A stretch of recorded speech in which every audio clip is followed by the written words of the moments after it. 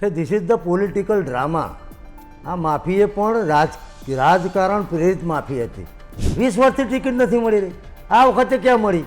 તોય અમે અમારી કોઈ માગણી કરવા રસ્તા ઉપર આવ્યા નહોતા. આ આક્રોશ હતો અને પછી ભડક્યું એવું નથી. આ આક્રોશને ભડકાવવાનું કામ પુરુષોત્તમભાઈ રૂપાલાના નિવેદને કર્યું છે અને અમારી લડાઈ ફક્ત ને ફક્ત પુરુષોત્તમભાઈ રૂપાલાની સાથે પર્સનલી છે. ઓપરેશન રૂપાલા જો નિષ્ફળ જાય છે તો આગળ શું સમાજની રણનીતિ હશે? એટલે આ જે આંદોલન છે ને એ ગુજરાતના સીમાડા પણ વટાવી દેશે જો ઉમેદવારી રૂપાલાજીની રદ નહીં થાય તો. તમે ક્યાં છુપાયા છો? તમે ક્યાં હતા? તમે એવું કહેતા હતા કે હું મહિલામાં જાગૃતિ લાવવા માટે ગામે ગામ સભાઓ કરી રહી છું. શેના માટે સભાઓ કરી રહ્યા હતા? તો અમારી બેન બેટીઓ માતાઓને જાગૃત કરવા માટે. તો હું એમને વિનંતી કરું અને ભાજપમાં રહેલા ક્ષત્રિય સમાજના આગેવાનોને પણ વિનંતી કરું કે પક્ષ છે ને એ તમારી માસી છે અને સમાજ છે ને એ તમારી મા છે. એટલે રૂપાલા સાહેબ, તમે શેર શાયરી ના કરો. તમારામાં શરમનો સાટો બચ્યો હોય ને, તમારી ઉંમરનો લિહાજ કરો અને તમે સામેથી જેમ મારી રંજનબેન ભટ્ટ વડોદરામાં, જેમ મારો ભીખાજી ઠાકોર, અમારો ઠાકોર સમાજનો આગેવાન, એને કીધું કે ભાઈ પાર્ટીમાં અસંતોષ હોય, પાર્ટીને નુકસાન થતું હોય તો હું મારી ઉમેદવારી ખેંચી લઉં છું. તો રૂપાલા સાહેબ ખેંચી લો. નહીં ખેંચો તો જ્યારે ગુજરાતનું આંદોલનનો ઇતિહાસ લખાશે ત્યારે એમાં તમારું નામ દુર્યોધન તરીકે હશે એવી મને ખાતરી છે. સમાજ દર્પણ છે, બધું જોતું હોય છે. અમારા આગેવાનો બોલતા નથી એ પણ અમે જોઈએ છીએ. કોઈ કલાકાર આગેવાન નથી, એમનું અમે 100% દુઃખ છે, અમે એ પણ જોઈ રહ્યા છીએ. પણ અમે ક્ષત્રિયો આવી રીતે કોને દબાણ કરતા નથી. એમને સ્વયંભૂ આવવું જોઈએ. ભૂતકાળમાં તમે કોંગ્રેસ સાથે જોડાયેલા રહ્યા છો, ત્યારબાદ ભારતીય જનતા પાર્ટીમાં પણ જોડાયા, તો હાલમાં આગામી સમયમાં ભવિષ્યમાં રાજકારણમાં ફરી પાછા કરણસિંહ દેખાશે? રૂપાલાજીનું નામાંકન રદ ના થાય તો તરત જે ભાગ 2 ની જે રણનીતિ છે એ અમે પ્રેસમાં તમને સામેથી વેલકમ કરી અને કહીશું. નમસ્કાર, હું નિશિથ રાજ્યગુરુ. આપ જોઈ રહ્યા છો ગુજરાત તકની વિશેષ રજૂઆત મંચ. દર અઠવાડિયે આપણે કોઈક મહાનુભાવને બોલાવીએ છીએ અને રાજનીતિ, આમ તો સામાન્ય રીતે આ પ્રોગ્રામમાં આપણે રાજનેતાઓને આમંત્રિત કરીએ છીએ, પરંતુ છેલ્લા ઘણા દિવસથી ગુજરાતમાં ચાલી રહેલા એક વિવાદના કારણે આજે એક આપણે એવા મહેમાનને સ્ટુડિયોમાં, ન્યૂઝ રૂમમાં આમંત્રિત કર્યા છે જેનાથી આ સમગ્ર વિવાદ પર થોડો પ્રકાશ પડે. હું વાત કરી રહ્યો છું પરસોત્તમ રૂપાલાએ કરેલા એક નિવેદનની અને ત્યારબાદ આક્રોશમાં આવેલા ક્ષત્રિય સમાજની. છેલ્લા 15-20 દિવસથી રાજકોટના ખૂણે ખૂણે આ વિવાદ પહોંચી ગયો છે, પરંતુ એ કહેવામાં પણ અતિશોક્તિ નથી કે ગુજરાત બહાર પણ આ વિવાદ ધીરે ધીરે પ્રસરી રહ્યો છે. બીજી તરફ ભારતીય જનતા પાર્ટીએ પરસોત્તમ રૂપાલાને ફોર્મ ભરવાની તારીખ પણ જાહેર કરી દીધી છે. તેવામાં 14 તારીખે મહાસંમેલન છે ફરી એક વખત ક્ષત્રિય સમાજનું. તે પહેલાં આપણી સાથે ન્યૂઝ રૂમથી જોડાયા છે કરણસિંહ ચાવડા. કરણસિંહ ચાવડા, આપનું ખૂબ ખૂબ સ્વાગત છે. આપને જણાવીએ કે ગુજરાત રાજપૂત ક્ષત્રિય સંકલન સમિતિના પ્રવક્તા છે, ક્ષત્રિય સમાજના વડા છે અને આગેવાન છે. કરણસિંહ, સૌથી પહેલો સવાલ, આ જે વિવાદ છે ક્યાં જઈને અટકશે? ક્ષત્રિય સમાજ એક તરફ નારાજ છે, બીજી તરફ ફોર્મ ભરવાની તારીખ પરસોત્તમ રૂપાલાની જાહેર થઈ ચૂકી છે. ક્યાં જઈને અટકશે આ વિવાદ? પહેલાં તો સૌને જય સોમનાથ, જય માતાજી, જય રઘુનાથજી. આપણા સનાતન ધર્મમાં 4 નવરાત્રિ આવે છે, તો અત્યારે ચૈત્રી નવરાત્રિનું પવિત્ર પર્વ, નારી શક્તિની વંદનાનું પવિત્ર, માતૃભક્તિનું પર્વ ચાલી રહ્યું છે. ત્યારે ગુજરાત તકના માધ્યમથી ગુજરાતના સર્વે પ્રજાજનોને ક્ષત્રિય સમાજ વતીથી શુભકામનાઓ પાઠવું છું અને મા ભગવતીને પ્રાર્થના કરું છું કે ગુજરાતની શાંતિ, સલામતી, કાયદો વ્યવસ્થા બધું જળવાઈ રહે અને દરેક નાગરિક શાંતિથી જીવે, ગુજરાતની સમૃદ્ધિ વધે એ માને પ્રાર્થના કરું છું. આપે મને જે પ્રશ્ન કર્યો કે ભાઈ પુરુષોત્તમ રૂપાલાનો આ વિવાદ ક્યાંય જઈને અટકશે, તો આપ સૌ જાણો છો એ પ્રમાણે 23 તારીખથી આ એમના નિવેદનની શરૂઆત થઈ. તેઓ શ્રી એક કાર્યક્રમમાં ગયા અને ત્યાં એમને કોઈ એક સમાજને ખુશ કરવા માટે, કોઈ એક સમાજના મત લેવા માટે, મતનું રાજકારણ કરવા માટે એ શું બોલ્યા એ આપ સૌ જાણો છો. એના પુનરાવર્તનમાં હું પડવા માગતો નથી. પણ જેવું આ એમનું નિવેદન બહાર આવ્યું એટલે સમગ્ર ક્ષત્રિય સમાજે જોયું અને ક્ષત્રિય સમાજની લાગણી આહત થઈ. આહત એટલા માટે થઈ કે આ વાત ક્ષત્રિય સમાજની બેન બેટીની ઇજ્જતની વાત હતી અને ક્ષત્રિયો તો આ દેશની બેન બેટી, ધર્મ માટે, ગાયો માટે, આન બાન શાન માટે કેટલા બધા બલિદાનો આપ્યા છે કે ઠેર ઠેર આપ જુઓ કે ગુજરાતનું કોઈ ગામ એવું નહીં હોય કે જ્યાં અમારા વીરત્વના પ્રતિક સમાન પાળિયાઓ ના હોય. એટલે અમારી લાગણીઓ આહત થઈ એટલે તરત પુરુષોત્તમજી રૂપાલા સરસ મજાના સોફા સેટ ઉપર બેઠા અને સામે વિડીયોમાં એવું બોલ્યા કે મેં જે નિવેદન કર્યું એના બાદ ગુજરાતના 2 રાજવીઓ, હું નામમાં પડવા માગતો નથી, અને ભારતીય જનતા પાર્ટીના ક્ષત્રિય સમાજના વરિષ્ઠ નેતાઓએ મને કહ્યું કે પુરુષોત્તમભાઈ, આ તમારું જે નિવેદન છે એ ક્ષત્રિય સમાજની લાગણીને આહત કરવાવાળું છે, એટલે આપે માફી માગી લેવી જોઈએ. તો ઇન્વેર્ટેડ કોમામાં એમને જે માફી માગી એમાં એમને એવું કહ્યું કે મને આ મહાનુભાવોના ફોન આવ્યા અને જો ક્ષત્રિય સમાજની લાગણી દુભાવી હોય તો હું માફી માગું છું. આ એમની પહેલી માફી. ફરીથી, કારણ કે એવું કહેવાય છે કે જ્યારે કોઈ વ્યક્તિ ભૂલોની પરંપરા કરે એટલે એક ખોટોને છુપાવવા માટે, એક સત્યને છુપાવવા માટે એ જૂઠ ઉપર જૂઠ બોલતો જાય. તો ત્યાં જઈ બીજી માફી વખતે ક્યાં ગયા હતા એ પણ એમાં પણ મારે નથી પડવું. એ એવું બોલ્યા કે મારો એવો રેકોર્ડ રહ્યો છે, મારો એટલે પુરુષોત્તમ રૂપાલાનો, કે હું બોલેલું નિવેદન, મારું બોલાયેલું નિવેદન, સ્ટેટમેન્ટ મેં મારી જીવનની અંદર, મારી કારકિર્દીમાં કોઈ પણ વખત વિડ્રો કર્યું નથી.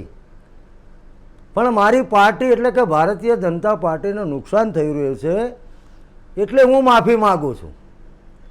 તો અમારા બુદ્ધિજીવીઓ, અન્ય સમાજના બુદ્ધિજીવીઓ, પત્રકાર મિત્રો, વિદ્વાનો એ ચિંતન કર્યું કે પુરુષોત્તમભાઈએ જે 2 વાર માફી માગી એ ખરેખર માફી આપવાના પાત્ર છે ખરું? વારંવાર અમને એવું કહેવામાં આવે છે કે ક્ષમા વિરસ્ય ભૂષણમ. તો ક્ષત્રિય સમાજે તો અનેક વખત અનેક લોકોને જેમને સાચા હૃદયથી માફી માગી હોય એને મેં માફ જ કર્યા છે. ક્ષમા વિરસ્ય ભૂષણમનો અત્યારે દુરુપયોગ થઈ રહ્યો છે. ક્ષમા વિરસ્ય ભૂષણમ જે સૂત્ર છે આપણા વેદોનું, ઉપનિષદોનું, એનું મેં ચિંતન કર્યું તો મને એવું લાગ્યું કે આ વાક્યની અંદર પહેલાં તો એ વ્યક્તિનું મૂલ્યાંકન કરવું જોઈએ, એનું સ્ટેટસ જોવું જોઈએ, એની પ્રતિમા જોવી જોઈએ, પ્રતિભા જોવી જોઈએ, વ્યક્તિત્વ જોવું જોઈએ કે માફી આપનાર કોણ છે. નંબર 2, માફી માંગનાર કોણ છે, એનું વર્તન કેવું છે, એનો શબ્દ પ્રયોગ કયો છે, એની બોડી લેંગ્વેજ કેવી છે.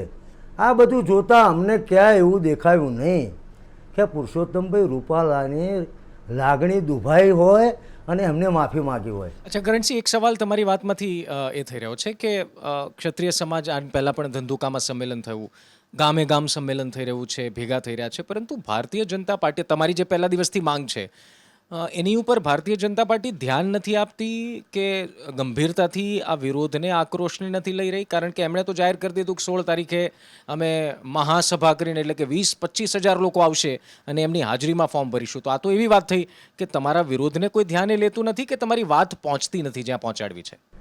વાત જ્યાં પહોંચાડવાની છે ત્યાં પહોંચી પણ ગઈ છે. બધાને ખબર છે કે આમાં શું ડેમેજ થશે. એ 25,000ની વાતો કરે છે. અમે 14 તારીખે લાખોની સંખ્યામાં ભેગા થયા છે, લાખોની સંખ્યામાં ભેગા થવાના છે.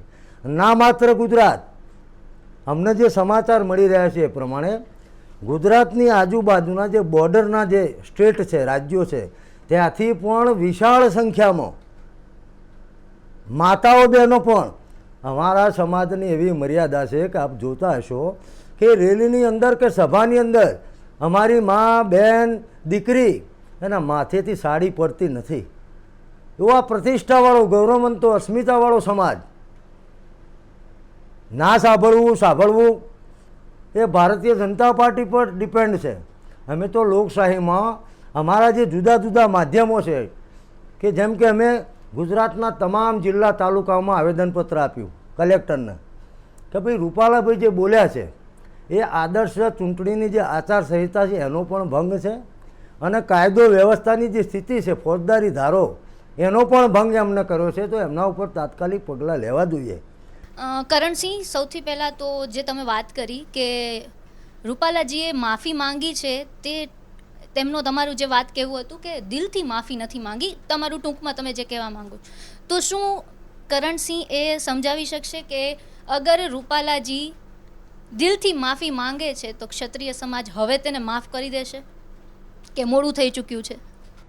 આ બાબતમાં ઘણું મોડું થઈ ગયું છે અને જેણે ભૂલ કરી હોય ને એની દિલની માફી તો તરત આવી ગઈ હોત, પણ એમની માફીના શબ્દો હું નહીં, કોઈ પણ બુદ્ધિજીવી વ્યક્તિ એવું માને કે this is the political drama. આ માફી એ પણ રાજકારણ પ્રેરિત માફી હતી. મારા પક્ષને નુકસાન થતું હોય તો, થઈ રહ્યું છે તો, આ બધા શબ્દો મને આ લોકોએ કહ્યું તો, એટલે એવા માફીનો પ્રશ્ન જ પૂરો થઈ ગયો. એટલે માફ કરવાનો કોઈ પ્રશ્ન આવતો નથી. એટલે આ જે વાત છે એ હવે આ આંદોલન એ જન આંદોલન બની ચૂક્યું છે અને નાનામાં નાના ગામ અને નાનામાં નાના ઘર સુધી આ આંદોલન પહોંચી ગયું છે. આપે રાજકોટની રેલીમાં જોયું હોય તો અમારી બે નાની દીકરીઓ, એક દીકરી 10 વર્ષની, એક દીકરી 5 વર્ષની, એને શું કહ્યું કે ભલે હું 10 વર્ષની છું પણ આઈ એમ ક્ષત્રિયાણી અને આ મારી બેન ભલે 6 વર્ષની છે, અમે ચૂપ ન રહીએ. આ એ જે આક્રોશ બતાવે છે ને એ આક્રોશ જ એવું કહી રહે છે કે રૂપાલાજીએ જે માફી માગી હતી ને એના ઉપર ઠંડુ પાણી એ ફરી વળ્યું છે. એટલે હવે માફીની તો કોઈ વાત રહેતી નથી. અચ્છા બાપુ, બીજી વાત એ કહેવી કે જે પ્રકારે હાલમાં જ રાજવીઓની વાત કરીએ, રાજવીઓમાં પણ ફાટા છે. હમણાં જ રાજકોટથી માંધાતા સિંહે જે પ્રકારે કહ્યું કે મોટું મન રાખીને માફ કરવા જોઈએ અને સુખદ નિરાકરણ આવે તેવી એક વાત કરી છે. અને આ સિવાય જામ સાહેબ પણ કે જેમણે પહેલાં કહ્યું હતું કે માફી ના હોઈ શકે અને પછી આખું નિવેદન પલટાઈ ગયું. તો ક્ષત્રિય સમાજમાં ક્યાંક ને ક્યાંક આ ભાગલા પડતા દેખાઈ રહ્યા છે, તેના વિશે તમે શું કહો છો? જો જામ સાહેબ હોય કે રાજકોટ સ્ટેટના માધાતસિંહ હોય, રાજવીઓ અમારા માટે કાયમ માટે સન્માનીય રહ્યા છે. એમની લાગણી વ્યક્ત કરી એટલે એ વિવાદમાં હું પડવા માગતો નથી. પણ સમગ્ર ક્ષત્રિય સમાજ અને અમને જે ટેકો આપ્યો છે, અમને જેમને ટેકો આપ્યો છે એવા ઘણા બધા સમાજો એ અમારી સાથે છે. ક્ષત્રિય સમાજમાં એકતા જ છે. કદાચ એમને મોભી તરીકે કોઈ નિવેદન કર્યું હોય તો લોકશાહીમાં તો દરેકને બોલવાનો અધિકાર છે, એ બોલ્યા હોય. પણ અમારું જે સ્ટેન્ડ છે એ સ્ટેન્ડ આજે પણ કાયમ છે, આવતીકાલે પણ કાયમ રહેવાનું છે. અને જેને જે બોલવું હોય બોલે. સ્વયંભૂ રેલીમાં જે પ્રમાણે આ 40 ડિગ્રી ગરમીની અંદર માતાઓ, બહેનો, દીકરીઓ, વડીલો, યુવાનો આક્રોશભેર જોડાઈ રહ્યા છે. અમે વ્યવસ્થા કરી હોય 3000ની, માણસ થાય છે 8000.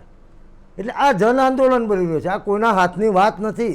કોઈ પણ વ્યક્તિ અપીલ કરે, અમે સમાજ વતીથી, સંકલન વતી, સમિતિ વતીથી અમારા કર્તવ્ય ધર્મનું પાલન કરી રહ્યા છે કે અમે સમાજના મોભી છીએ, અમે સમાજના વડીલ છીએ. એટલે આ આંદોલન અને આક્રોશ ક્યાં ગેરમાર્ગે દોરાઈ ના જાય, કોઈ હિંસાનું અથવા કાયદો અને વ્યવસ્થા બગાડવાનું ના કરી જાય, એના ભાગરૂપે અમે છીએ. અને અમને સમાજે આ જવાબદારી સોંપી છે એટલે એ જવાબદારીનું અમે પાલન કરી રહ્યા છે. બાકી તો જેને જે નિવેદન કરવું હોય એને આપણે કંઈ રોકી શકતા નથી, એવું મારું નમ્રતાથી કહેવું છે. અચ્છા બાપુ, તમે આમ તો બેબાકપણાથી તમે જવાબ આપવા માટે જાણીતા છો, એવી આશા રાખું કે આ સવાલનો જવાબ પણ બેબાકીથી અને સચ્ચાઈપૂર્વક આપશો. છેલ્લા આમ જોઈએ તો 2014થી ક્ષત્રિય સમાજનું પ્રતિનિધિત્વ ભારતીય જનતા પાર્ટીમાં ટિકિટ આપવાની દ્રષ્ટિએ વાત કરીએ તો 2014માં નહોતી મળી ક્ષત્રિયોને, 2019માં નહીં, આ વખતે 24માં પણ નહીં. તો શું આ ઉકળાટ ક્યાંક એનો કોઈ ઉકળાટ છે કે એક વસવસો રહી ગયો છે ક્ષત્રિય સમાજને?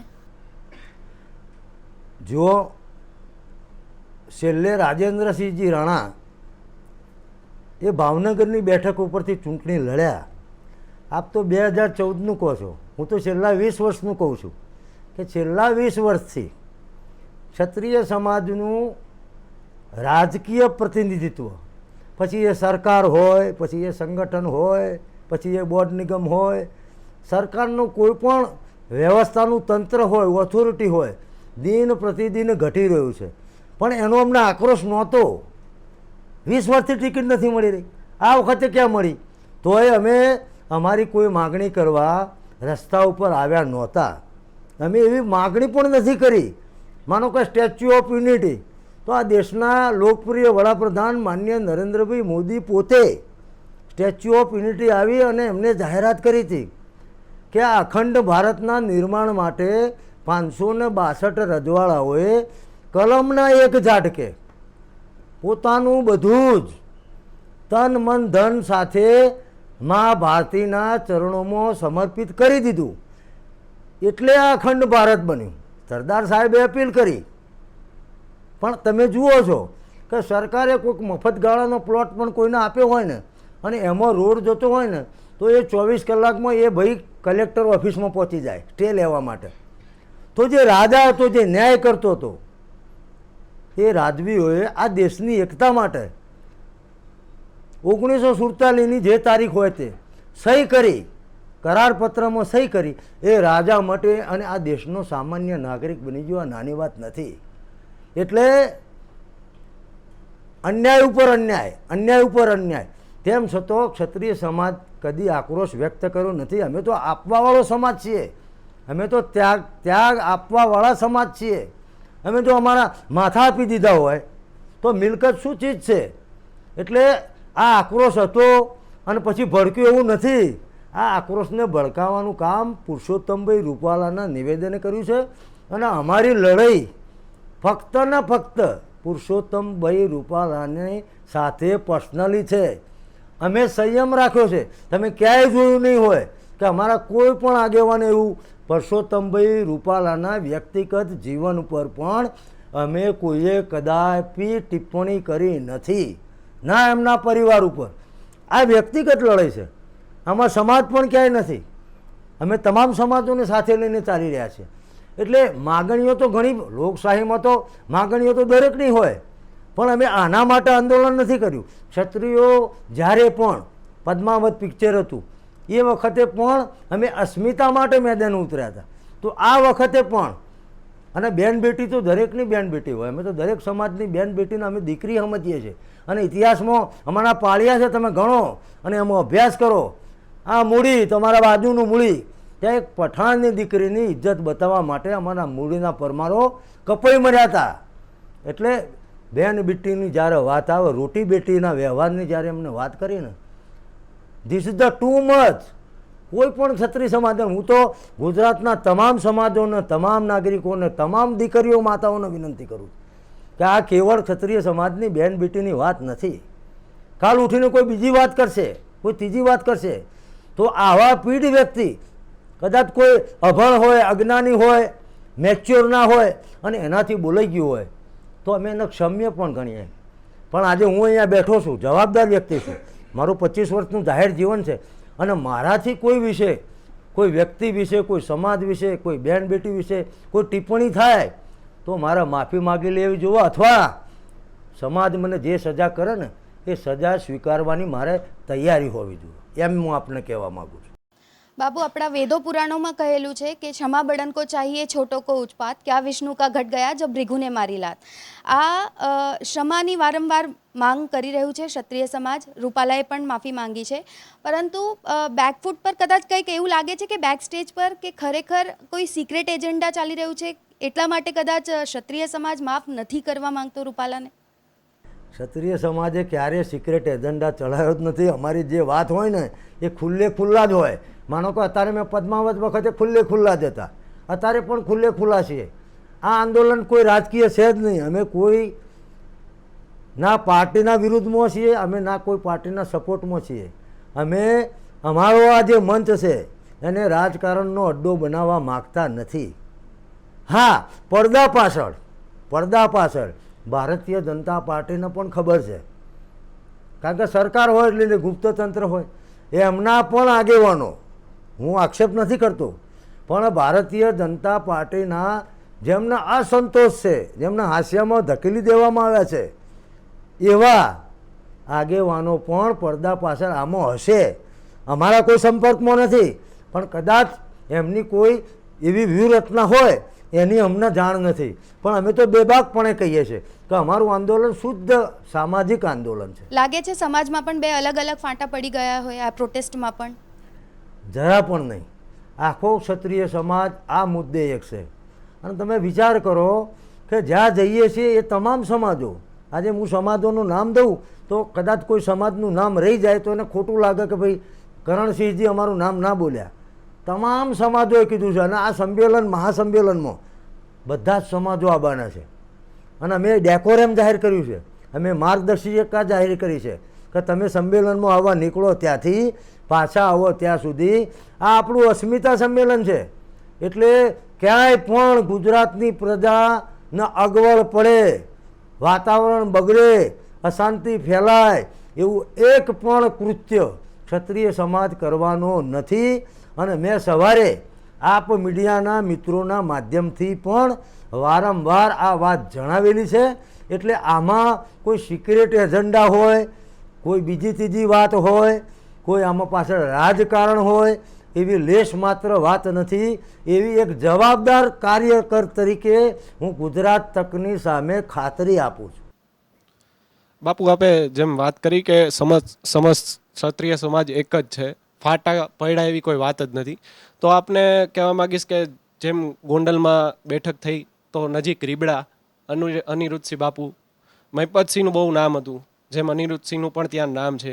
હજી સુધી કેમ રીબડા સમાજ આના પર કોઈ સમર્થનમાં નથી આવ્યું અથવા તો કોઈ ટિપ્પણી નથી આવી અનિરુદ્ધસિંહ તરફથી? તો આપ શું કહેશો કે ક્ષત્રિય સમાજ એક છે તો રીબડા તરફથી કેમ હજી સુધીમાં કોઈ સ્ટેટમેન્ટ નથી આવ્યું? જુઓ, ક્ષત્રિય સમાજ તો એક જ છે.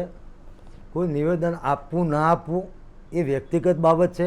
કોઈનું નિવેદન આપવાથી એ ક્ષત્રિય સમાજની સામે છે, અથવા કોઈના નિવેદન ન આપવાથી એ જોડે નથી અથવા વિરુદ્ધમાં છે એવું હું માનતો નથી. બધા જ આગેવાનો આ સમગ્ર ગુજરાતના આગેવાનો, સામાજિક આગેવાનો બધા અમારા સંપર્કમાં છે. અને અમને કહ્યું છે, હું વ્યક્તિગત નામોમાં પડતો નથી, કોઈ વિવાદ ઊભો કરવા માગતો નથી, પણ બધા તન મન ધન, કારણ કે આ મુદ્દો જેવો છે મિત્ર, આ કોઈ રાજકીય મુદ્દો નથી. આજે હું આગેવાન હોઉં, કોઈક મને પૂછે કે કરણસિંહ તમે આ આંદોલનની સાથે કેમ નથી? કોઈ એવું નથી કે જે સાથે નથી.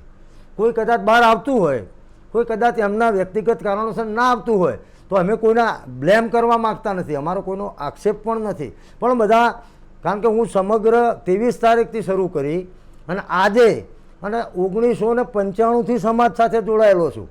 આ આંદોલન આવ્યું, ઘણીવાર કેવું હશે કે કોઈ આંદોલન આવે અને 2-4 નેતા ચમકી જાય, ભૂતકાળમાં એવું થયેલું છે. અમે પીઢ વ્યક્તિઓ છીએ, આખા ગુજરાતના તમામ આગેવાનોના સંપર્કમાં છીએ. એટલે કોઈ વ્યક્તિગત નામોમાં પડ્યા વગર હું તમને એટલી ખાતરી આપું કે ક્ષત્રિય સમાજમાં કોઈ ફાટા નથી, અને એ આપને રાજકોટના મહાસંમેલનમાં દેખાશે. જી બરાબર. હવે એક ડાયરેક્ટલી તમને ક્વેશ્ચન પૂછું છું કે ઓપરેશન રૂપાલા જો નિષ્ફળ જાય છે તો આગળ શું સમાજની રણનીતિ હશે? કારણ કે સીધું આપણને આવી ગયું છે 16 તારીખે ફોર્મ ભરાવાના છે, અને ઇવન ત્યાં પણ એવું હતું કે મહિલાઓ અપક્ષ ઉમેદવારી કરશે, 100 જેટલી મહિલાઓ. તો ઓપરેશન રૂપાલા આગળ નિષ્ફળ જાય છે તો આ ઉમેદવારી નોંધાશે કે નહીં? જો શાસ્ત્રોમાં પણ કહ્યું છે, આપણા ધર્મગુરુ પણ કહેતા હોય છે, આપણા ગ્રંથો પણ એવું કહેતા હોય છે કે દરેક વ્યક્તિએ આશાવાદી બનવું જોઈએ, નિરાશાવાદી નહીં. તો અમને તો હજુ ખાતરી છે, આ ગુજરાતના પનોતા પુત્ર અને દેશના વડાપ્રધાન નરેન્દ્રભાઈ મોદી સાહેબના ઉપર અમને ખાતરી છે કે આ સમાજ કાયમ 80% સમાજ ભારતીય જનતા પાર્ટી સાથે રહ્યો છે. એટલે જ્યાં સુધી રૂપાલાજી નામાંકન પત્ર ભરે, લોકશાહી પ્રક્રિયા એમનો વિષય છે, પણ 19 તારીખ સુધી ખેંચી પણ શકે. એટલે અત્યારથી ઓપરેશન રૂપાલામાં આગળ આ નહીં થાય તો શું, તો આગળ રૂપાલાજીનું નામાંકન રદ નહીં થાય તો અમે આ આંદોલનને 2 ભાગમાં વહેંચ્યું છે. નિવેદન આવ્યું ત્યાં સુધી શરૂ કરી અને રૂપાલાજી ફોર્મ ભરે ત્યાં સુધી પાર્ટ 1 અને પાર્ટ 1 ભાગ 1 ચાલી રહ્યો છે અત્યારે. આવેદનપત્રો, નો એન્ટ્રીના બોર્ડ, સંમેલનો, રાજકોટનું મહાસંમેલન. પછી રૂપાલાજીનું જો નામાંકન રદ ન થાય તો શું કરવું, એના માટે સમગ્ર ગુજરાતની સંકલન સમિતિ, કોર કમિટી, ક્ષત્રિય સમાજના આગેવાનો, ક્ષત્રિય સમાજને ટેકો આપવાવાળા સમાજો બધા ભેગા થઈ અને અમે નક્કી કરીશું. પણ અત્યારે અમારો ધ્યેય, અમારો ગોલ ફક્ત ઓપરેશન રૂપાલા, ઓનલી રાજકોટ. અમારા માટે જેમ મહાભારતમાં કુરુક્ષેત્રનું મેદાન હતું ને, એમ અમારા માટે ધર્મ અધર્મની લડાઈમાં, કારણ કે અમે સાચા છીએ, અમે કોઈ ભૂલ કરી નથી. અમારું મેદાન, અમારું કુરુક્ષેત્ર એ રાજકોટ છે. અને જો ભારતીય જનતા પાર્ટી આ કુરુક્ષેત્રનું સમગ્ર ગુજરાત અને તમામ હિન્દી ભાષી બેલ્ટમાં, કારણ કે 157 સીટો પર આની અસર થવાની છે. આપ તો મીડિયાના મિત્રો છો, જાણો છો, ટીવી જુઓ છો, આપના સૂત્રો છે. રાજસ્થાન, મધ્યપ્રદેશ, હરિયાણા, બિહાર, કર્ણાટક, આખો હિન્દી બેલ્ટ એમાં આ આંદોલન પ્રસરી રહ્યું છે. આપની જાણ સારું કહું તો છેલ્લા 3 દિવસથી મારા ગુજરાતના મીડિયા મિત્રોનો તો અમે ક્ષત્રિય સમાજ હંમેશા ઋણી રહેવાના, કારણ કે દરેકનો ધર્મ હોય છે, કર્તવ્ય. મહાભારતમાં કૃષ્ણ ભગવાને કીધું હતું કે અર્જુન, તું ક્ષત્રિય છે, તારા ક્ષત્રિય ધર્મનું પાલન કર. તો તમે પત્રકાર છો, તમે લોકશાહીનો ચોથો સ્તંભ છો, તમે અમારી વાત ચોથા સ્તંભ તરીકે, પત્રકારિતાના ધર્મ તરીકે પ્રજા સુધી પહોંચાડી રહ્યા છો, હાઈકમાન્ડ સુધી પહોંચાડી રહ્યા છો, સક્ષમ કક્ષા સુધી પહોંચાડી રહ્યા છો. તો હું સમગ્ર ક્ષત્રિય સમાજ વતીથી પહેલાં તો આપના ઋણનો સ્વીકાર કરું છું. પણ મને છેલ્લા 4 દિવસથી નેશનલ મીડિયાના પણ ન્યૂઝ મળી રહ્યા છે, ત્યાંથી પણ મારો સંપર્ક કરવામાં આવી રહ્યો હોય. એ જુદા જુદા નામ નથી દેતો. એટલે આ જે આંદોલન છે ને એ ગુજરાતના સીમાડા પણ વટાવી દેશે જો ઉમેદવારી રૂપાલાજીની રદ નહીં થાય તો. જી કરણસિંહ, હું તમને એક સવાલ પૂછવા માગું છું કે છેલ્લા ઘણા સમયથી પરસોત્તમ રૂપાલાનો વિરોધ થઈ રહ્યો છે. ક્ષત્રિય સમાજ ખુલીને મેદાન ઉપર આવીને તેમનો વિરોધ કરી રહ્યા છે. તો જામનગરના ધારાસભ્ય અને સત્રિયાણી રીવાબા જાડેજાએ આ મુદ્દે હજી સુધી કંઈ નિવેદન નથી આપ્યું. તો આ મુદ્દે તમારું શું કહેવું છે? જો ભાજપમાં જોડાયેલા ક્ષત્રિય સમાજના આગેવાનો આ મુદ્દે સમાધાન કરવા અમારા રાજપૂત સમાજ ભવન ગોતા આવ્યા હતા. આપ પણ હતા એ વખતે. અમને જે વાત કરી એ વાતની ચર્ચામાં પડતો નથી, પણ અમે એક જ અવાજે એમને એવું કહ્યું કે હવે બીજી કોઈ મિટિંગ તમારી સાથે નહીં થાય અને આ મુદ્દે કોઈ સમાધાન થવાનું નથી. તો એમના પાર્ટી સાથે જોડાયેલા છે, એમની કોઈ મજબૂરી હશે. અને અમે ગૌરવવાળો, અસ્મિતાવાળો સમાજ છે, એટલે અમે કોઈને પ્રેશર કરવા માગતા નથી. પણ એમનો અંતરાત્મા જાગતો હોય, કારણ કે કાલે ઇતિહાસ લખાશે, દરેક વસ્તુનો ઇતિહાસ લખાતો હોય છે. કાલે ઇતિહાસ લખાશે કે અસ્મિતાનું યુદ્ધ ચાલતું હતું બેન બેટી માટે. સમગ્ર ક્ષત્રિય સમાજના તમામ સમાજો એ રોડ ઉપર હતા, આંદોલન કરતા હતા. તારે તમે જે સમાજમાંથી આવો છો, હું તો નામે નથી દેવા માગતો, તમે ક્યાં છુપાયા છો? તમે ક્યાં હતા? તમે એવું કહેતા હતા કે હું મહિલામાં જાગૃતિ લાવવા માટે ગામે ગામ સભાઓ કરી રહી છું. શેના માટે સભાઓ કરી રહ્યા હતા? તો અમારી બેન બેટીઓ માતાઓને જાગૃત કરવા માટે. તો હું એમને વિનંતી કરું અને ભાજપમાં રહેલા ક્ષત્રિય સમાજના આગેવાનોને પણ વિનંતી કરું કે પક્ષ છે ને એ તમારી માસી છે અને સમાજ છે ને એ તમારી મા છે. તમે કોઈ ભૂલ કરો ને તો માસી ઠપકો લઈને કહી દેશે કે એ ભાણા તું તારા ઘેર જતો રહે, પણ તમે મેલા ગેલા હશો, તમે ભૂખ્યા હશો, તમે તરસ્યા હશો, તમે ગમે તેવા હશો. મા કહેશે કે બેટા આય, વાંધો નહીં, તારી પાસે પહેલાં પદ હતું, તારી પાસે સત્તા હતી, તારી પાસે પ્રતિષ્ઠા હતી, તારી પાસે હોદ્દો હતો, કદાચ એ વખતે તારી આંખો ખભા ઉપર આવી છે, તને સમાજ નહીં દેખાતો હોય, પણ જ્યારે બધું પતી ગયું છે તેમ છતાં હું મા છું, સમાજ મા છે, એ તમને બોલાવીને ખોળામાં બેસાડશે. એટલે મારા મિત્રે જે પ્રશ્ન પૂછો ને આ ભાવના દરેક ક્ષત્રિયમાં છે. અમને પૂછવામાં આવે છે કે આપણા દિગ્ગજો ક્યાં છે? જ્યારે યુદ્ધનું મેદાન સધી ગયું છે ત્યારે તમારું કર્તવ્ય થાય. હું તો એનાથી વિશેષ કહું છું કે કાલે જામનગરના રાજકોટમાં સાહેબ લોકશાહીની અંદર સભા હોય, સરઘસ હોય, ઉપવાસ હોય, અનનસ હોય, મહાસંમેલન હોય. આ બંધારણે આપેલા ઓજારો છે, શસ્ત્રો છે, સાધનો છે, માધ્યમો છે અને દરેક નાગરિકે વ્યક્ત કરી શકે. તો જામનગરના રાજકોટમાં અમારી બહેનો એ ભારતીય જનતા પાર્ટીની સભામાં શાંતિપૂર્ણ રીતે વિરોધ કરવાનો દરેકનો અધિકાર છે. હું અહીંયા બેઠો છું, તમે મારો પણ વિરોધ કરી શકો કે ભાઈ તમે બોલ્યા આ વસ્તુ ખોટી છે તો હું સ્વીકારું છું, તમે વિરોધ કરી શકો. વાણી સ્વાતંત્ર્યનો હક છે બંધારણમાં. પણ જે રીતે પોલીસે એમને ખેંચી સાહેબ, પાઘડી અને સાડી એ અમારી અસ્મિતાનું પ્રતીક છે. અમે એક વખત અમારું અપમાન સહન કરી લઈશું, પણ અમારી બેન દીકરીઓ એ પછી અમારા સમાજની હોય કે કોઈ પણ સમાજની હોય, બેન દીકરીઓનું અપમાન અમે સહન નહીં કરીએ. તો હું એમને કહેવા માગું છું કે તમે ચૂપ કેમ છો? અને પોલીસના વડા, ગૃહમંત્રી અને મુખ્યમંત્રીને પણ આપના માધ્યમથી પ્રેસ કોન્ફરન્સમાં મેં કીધું કે ક્ષત્રિય સમાજ આક્રોશિત છે પણ અમે સંયમમાં છીએ. તો અમારા સંયમની વધારે પરીક્ષા ના લો. અને એના ભાગરૂપે અમે ગઈકાલે રાજકોટમાં કમલમ ખાતે આવેદનપત્ર આપ્યું. એ જ રીતે આવતીકાલે દરેક તાલુકા, શહેર કક્ષાએ, જિલ્લા કક્ષાએ અમારી આ લાગણી પહોંચાડવા માટે કમલમમાં આવેદનપત્ર આપવાના છીએ. એટલે જે આગેવાનો હોય, ભલે ને ભાજપ સાથે જોડાયેલા, અમે તમને ખુલીને બહાર લાવવા માગતા નથી, પણ તમે ઇન્વર્ટેડ કોમામાં તમારી અંદરની જે વ્યવસ્થા હોય એમાં તો બોલો કે ભાઈ આ સમાજની બેન દીકરીઓએ તમારું શું બગાડ્યું છે? એમને જે રીતે ખેંચવામાં આવ્યા, સાડીના પલ્લવ પડી ગયા. અમારી કેટલીક બહેનો તો બેભાન થઈ ગઈ. 108ની એમ્બ્યુલન્સ બોલાવવી પડી, એમની બીપી હાઈ થઈ જઈ. માફ કરજો, મહેરબાની કરજો. પછી ક્ષત્રિય સમાજ પછી જો આક્રોશિત થશે ને તો એ અમારા કાબૂમાં પણ નથી. એટલે લોકશાહીમાં તો આંદોલનો ચાલતા હોય, ભૂતકાળમાં પણ જોડ્યા છે. હું પોતે બિન અનામત નિગમ જ્યારે આંદોલન ચાલતું હતું ત્યારે રાજપૂત સમાજનો કન્વીનર હતો.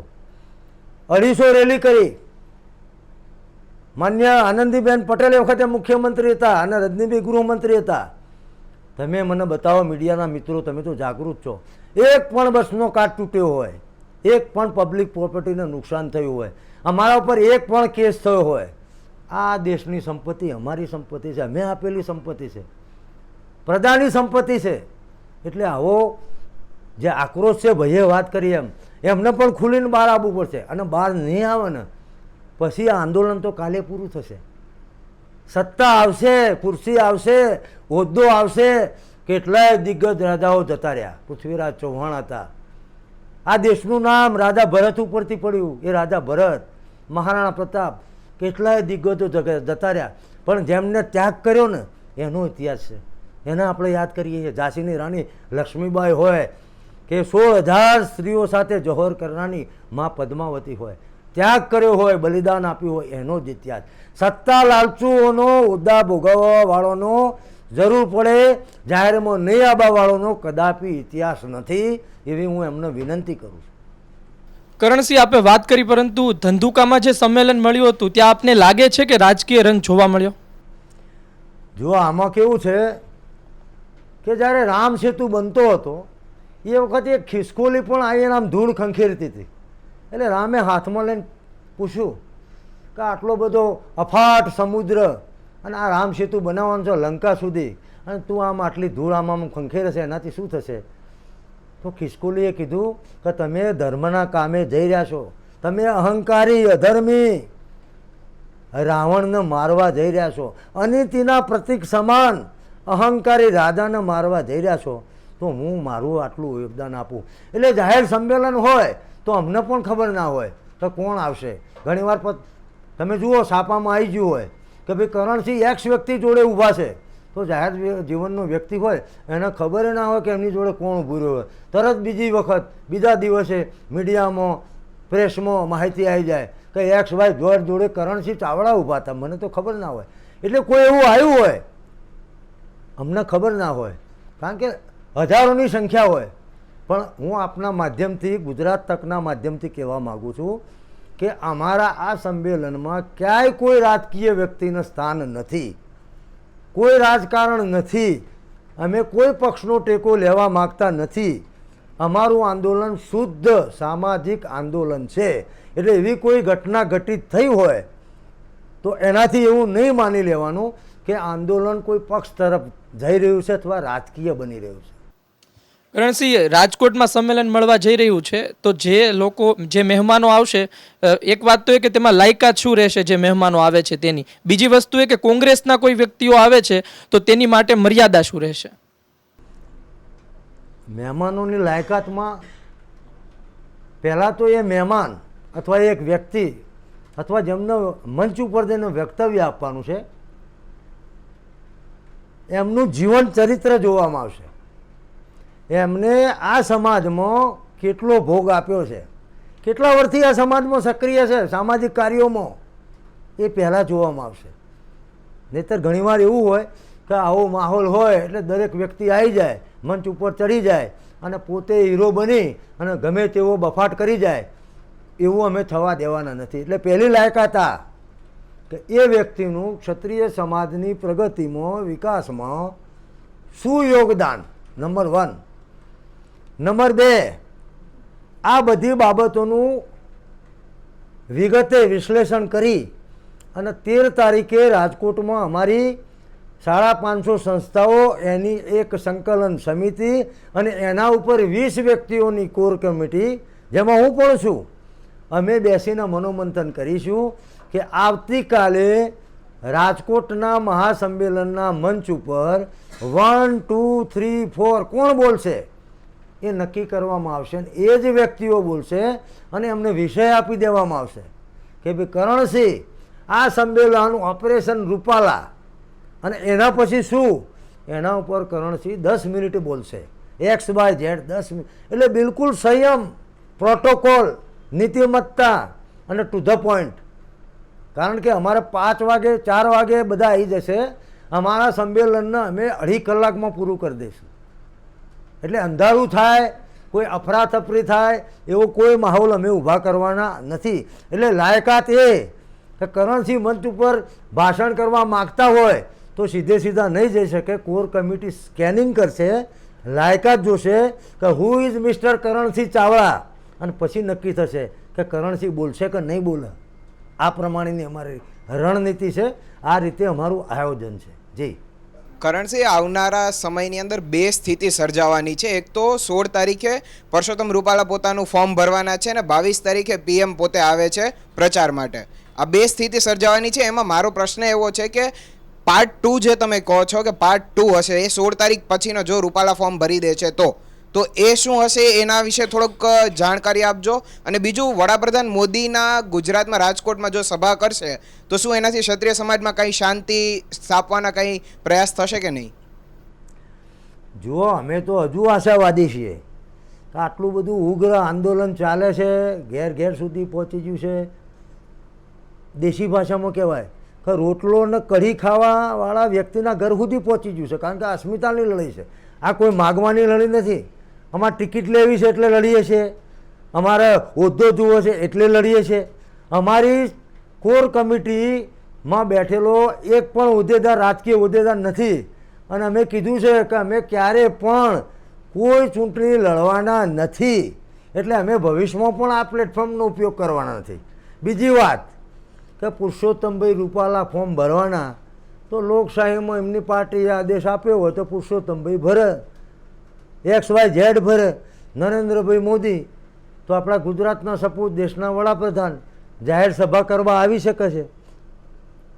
હવે નરેન્દ્રભાઈ મોદીના મનમાં શું છે તો હું કહી ના શકું કે એ શું બોલશે, શું અપીલ કરશે, એમના વક્તવ્યથી ક્ષત્રિય સમાજનો ટાઢક થશે કે નહીં, આ જોતોની વાત છે.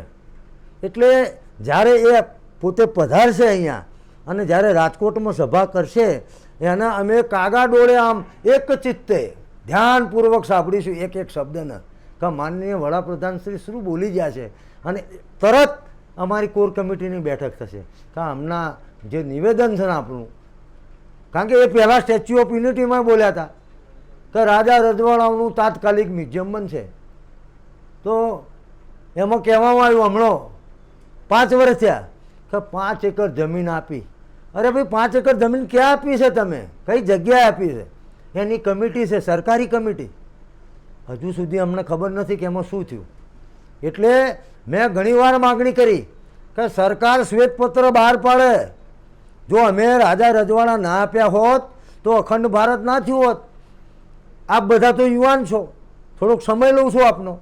જ્યારે અંગ્રેજોએ ભારત છોડ્યું ત્યારે રાજા રજવાડાઓ સાથે મિટિંગ કરી અને એમાં એમને કહેવામાં આવ્યું, કારણ કે અંગ્રેજોને તો કૂટનીતિ કરવી હતી, ભારતના ભાગલા પાડવા હતા.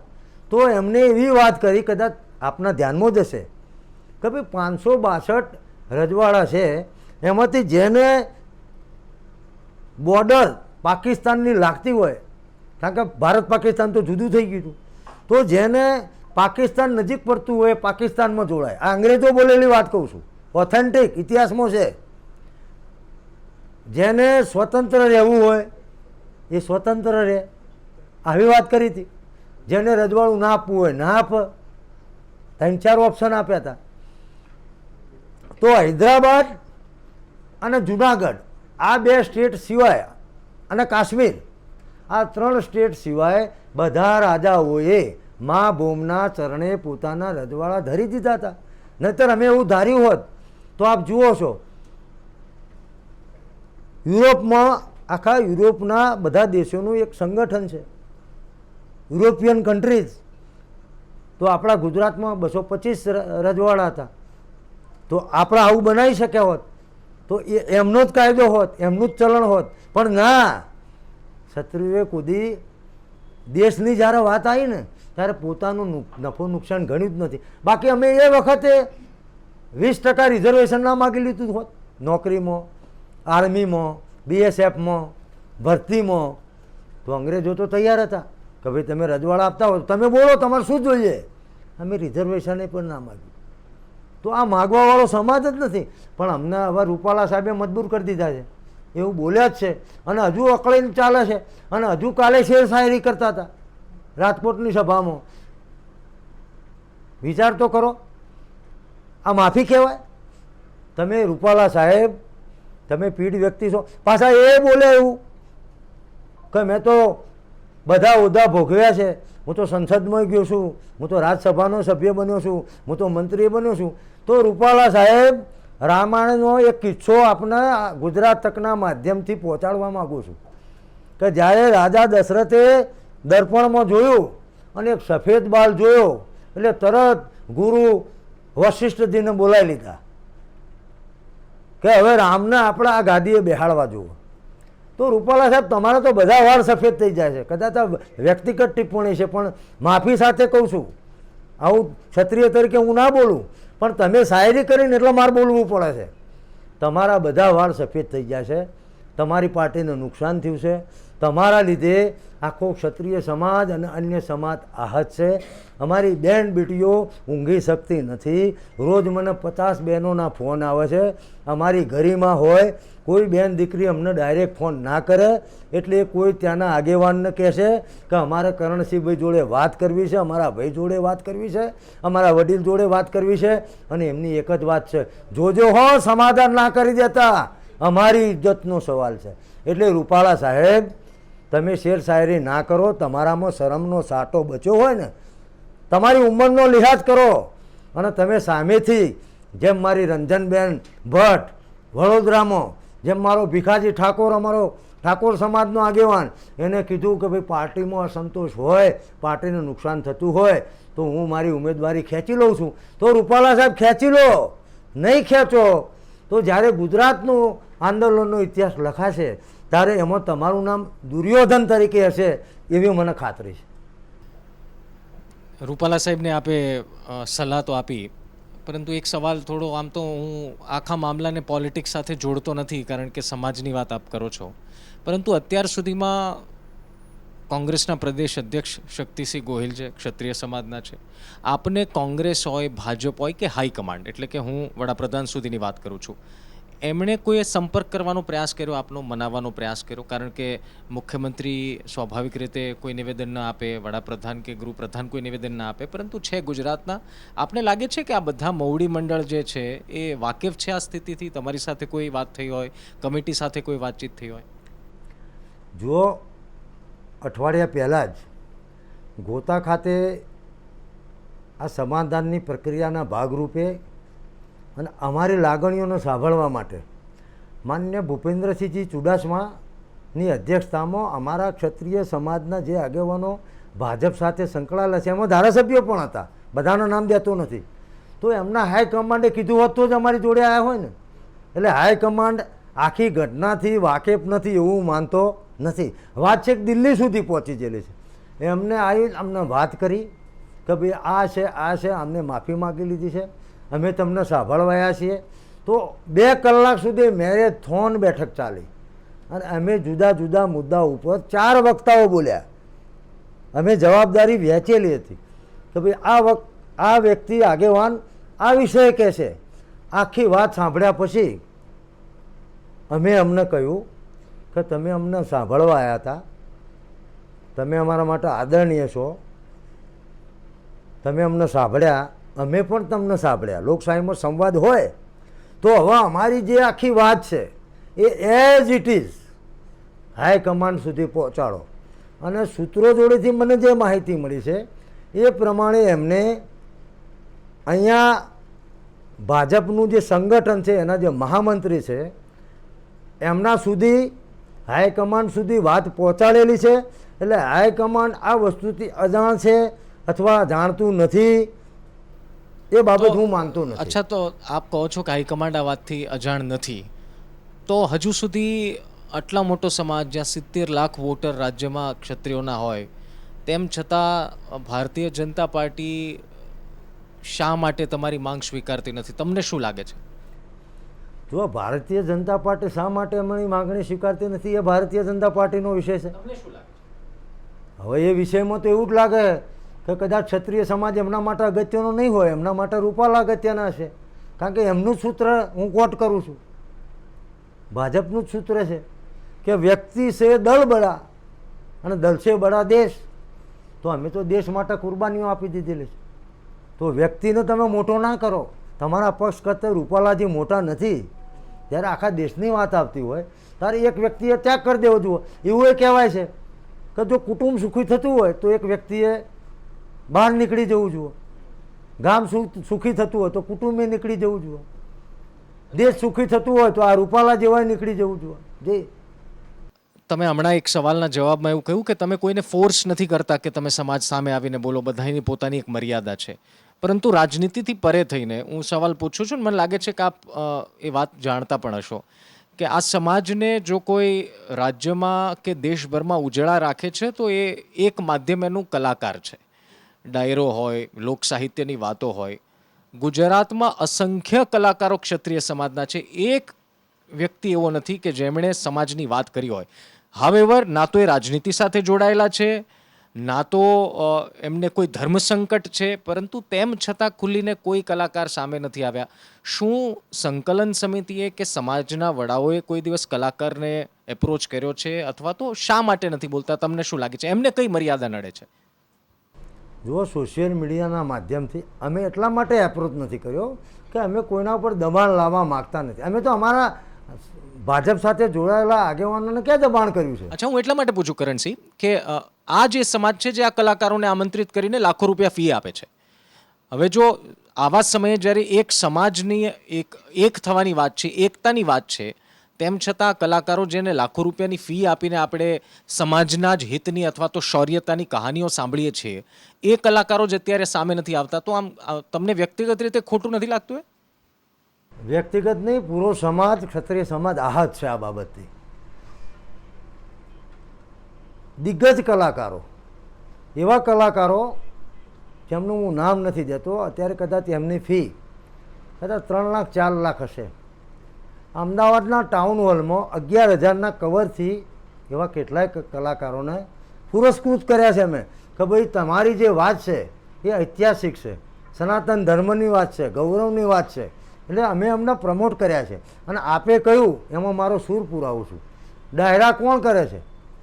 મોટા ભાગે ક્ષત્રિય સમાજ કોઈ એવું આયોજન હોય, કોઈ મંદિરનો પ્રસંગ હોય, કોઈ લગ્ન પ્રસંગ હોય તો ડાયરો રાખે અને એ ડાયરામાં લાખો રૂપિયાની ગોળ થાય, લાખો રૂપિયાની. પછી એ ડાયરો ગાયન માટે હોય, મંદિર માટે હોય, સમૂહ લગ્ન માટે હોય, ગરીબ દીકરીઓને પરણાવવા માટેનો હોય, કોઈ છાત્રાલય બનાવવાનું હોય તો એમાં એ લોકો સામેલ થતા હોય છે. અમારા જ ઇતિહાસનું વર્ણન કરીને એમની જે રજૂઆત હોય, એમનો જો ડાયરો હોય, એનું વિષય વસ્તુ શું હોય છે આપ જાણો છો. એમનો વિષય વસ્તુ હોય મહારાણા પ્રતાપ, એમનું વિષય વસ્તુ હોય માતા પદ્મિની, એમની વિષય વસ્તુ હોય પૃથ્વીરાજ ચૌહાણ, એમનું વિષય વસ્તુ હોય શિવાજી છત્રપતિ. આ લોકો ચૂપ છે. અમારા ઘણા બધા આક્રોશમાં આવેલા યુવાનોએ સોશિયલ મીડિયા પર મૂક્યું, એ કલાકારો તમે બાગાજીક બાગાજીક બાગાજીક આવું કહી અને સ્ટેજ ઉપર બેસી અને જે સમાજના ઇતિહાસની વાતો કરતા હતા, એ ક્ષત્રિય સમાજ એની અસ્મિતા પર વાત આવીને જ્યારે ઊભી છે ત્યારે તમે કેમ બોલતા નથી? સમાજ દર્પણ છે, બધું જોતું હોય છે. અમારા આગેવાનો બોલતા નથી એ પણ અમે જોઈએ છીએ. કોઈ કલાકાર આગેવાન નથી, એમનું અમે 100% દુઃખ છે, અમે એ પણ જોઈ રહ્યા છીએ. પણ અમે ક્ષત્રિયો આવી રીતે કોને દબાણ કરતા નથી. એમને સ્વયંભૂ આવવું જોઈએ. જ્યારે અમારું આ તો કોઈ એમના પર ક્યારેય ના આવી શકે કે કોઈ પોલિટિકલ વાત હોય કે ભાઈ આ પક્ષને મત આપજો, આ ક્ષત્રિયને મત આપજો, એવી વાત હોય તો એ ના આવે, તટસ્થ રહે. પણ જ્યારે સમાજની અસ્મિતાની વાત છે, બેન બેટીની વાત છે, જેના ઉજળા ઇતિહાસની તમે વાતો કરો છો, તમે જોગીદાસ ખુમાનની વાતો કરો છો, તમે કૃષ્ણકુમારસિંહજીની વાતો કરો છો, તમે એવા અનેક જેને કહીશું ને કે ભારવટિયા આન બાન શાન, તમે એની વાતો કરો છો. અને તમે અત્યારે કોઈ કારણસર અકર કારણ જે હોય તે તમે બહાર આવતા નથી. એટલે સમગ્ર ક્ષત્રિય સમાજ આ બાબતે 1000% આહત છે. અને જ્યારે એનો સમય આવશે, કોઈ પ્રોગ્રામ હશે, કોઈ ડાયરો હશે, ત્યારે અમારા સમાજના આગેવાનો યુવાનો જઈને પૂછશે કે ભાઈ XYZ તમે ક્યાં ખોવાઈ ગયા હતા? તમે અસ્મિતાની વાત કરતા હતા તો આનાથી મોટી અસ્મિતાનું હનન શું હોય?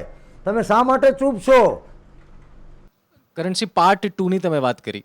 આ પાર્ટ 2 શું છે અને શું કોઈ સમાજ આવી રીતે વિરોધ કરી શકે? કારણ કે હું એટલા માટે પૂછું છું, ભૂતકાળમાં આપણે પાટીદાર આંદોલન જોયું, જેમાંથી હવે કેટલાક રાજનેતા પણ થઈ ગયા. તો શું આ રાજ્યની જનતાએ એ ડરવાની જરૂર છે કે ક્ષત્રિય સમાજ આજે આંદોલન કરે છે, કાલે એમ સમાજમાંથી જ કોઈ હવે નેતા બની જશે? કારણ કે હજી પણ પાટીદાર સમાજની કેટલીક માંગ માટે લોકો એ નેતા પાસે જાય છે. તો આપને નથી લાગતું કે તમે અથવા તો સમાજ નેતા બનાવવા માટેનું એક પોડિયમ તૈયાર કરી રહ્યા છો, જે પહેલાં થયું હતું? આપ ભલે આટલા મક્કમ હોવ કે ના અમે કોઈ રાજનેતાને પ્રવેશ આપતા નથી, આ જ વાત 2017માં પણ ચાલતી હતી, પરંતુ આજે સ્થિતિ અલગ છે, આપ ખુદ જાણો છો. તો આપને નથી લાગતું કે ભવિષ્યમાં એ શક્યતાઓ વધી જશે કે આ આંદોલન થકી કોઈ એવો રાજકીય ફાયદો ઉઠાઈ લેશે? આમાં અત્યારે હાલ જે ક્ષત્રિય સમાજનું અમે પ્રતિનિધિત્વ કરીએ છીએ, જે તમામ 550 સંસ્થાઓ 90 સંસ્થાઓ, એની કોર કમિટી, અમે પહેલાંથી જ તમને ચોખવટ કરી કે અમારામાંથી કોઈ ટિકિટ લેવાનું નથી, બરાબર? એટલે આ આંદોલનનો કોઈ સ્ટેજ તરીકે ન તો ભૂતકાળમાં ઉપયોગ થયો, અમારા સમાજની વાત કરું, બીજા સમાજમાં શું થયું એ મને ખબર નથી. પણ જરૂર આ આંદોલનથી નહીં, પણ અમે આંદોલન પછી પણ એવો પ્રયત્ન કરીશું કે જે શિક્ષિત હોય, યુવાન હોય, જેમના હૃદયમાં સમાજની ભાવના હોય, જે સમગ્ર ગુજરાતની પ્રજાને સાથે લઈને ચાલવાવાળા હોય, એવું કારણ કે જેવું કૂવામાં હશે એવું અહાળામાં આવશે. તો અમારી પણ નૈતિક ફરજ થાય. આજે હું 25 વર્ષથી કામ કરું છું, તો મેં ધર્મગ્રંથોનો પણ અભ્યાસ કર્યો છે. હું રાતોના રાતો એવા સંતો જોડે પણ બેઠો છું.